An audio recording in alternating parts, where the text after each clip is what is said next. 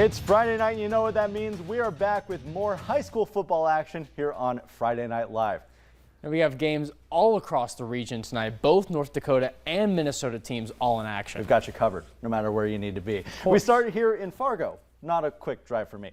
With Davies Eagles hosting Bismarck in a cross-state showdown.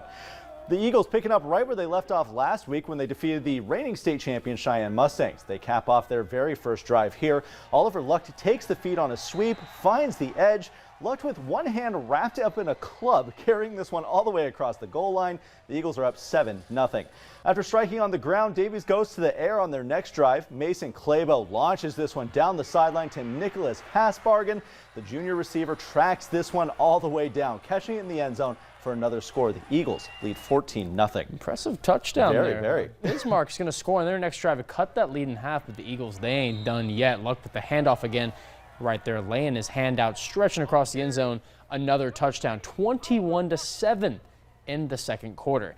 Now, the Demons would turn this one into a battle, but Davies survives 35-28. A close final out there. Luck scoring with one hand there. Love to see it. To Sid Kitchie Stadium now for a battle of the unbeatens. Shanley hosting Fargo South. Deacons opening drive facing 4th and goal from the 4. Quarterback Michael Roseberg rolls out. It's a race to the pylon from there. He leaps in for the touchdown, making it 7-0 for Shanley. Next Deacons drive, they're back at it, but this time the Bruins break through. Tyler Christensen gets a big clutch sack there, and the drive would stall. Now early in the second now, Shanley driving again. This time Roseberg pump fakes, threads over the middle Joseph Ducart, and he's winning that race to the goal line. Another touchdown, 28-yard strike to the end zone. Deacons up 14-0. Shanley would go on to blank the Bruins 49-0, a dominant win. Now, our West Fargo teams, they had to travel even further west for their next set of games. The defending champion Cheyenne Mustangs squaring off with the Century Patriots in Bismarck. It's the Mustangs striking first here. Caleb Deere rolls out before calling his own number and finding the edge all the way to the end zone. The Stangs leading 7-0. But that lead isn't going to last very long, I should say. The squib kick is caught by Gavin Lill. Now, if we're showing a kick return, you probably know what that means, Jack. He finds a lane right up the middle. He's going to take this one all the way to the house. Breaking some tackles there, too. Patriots answering right back to tie us up at 7.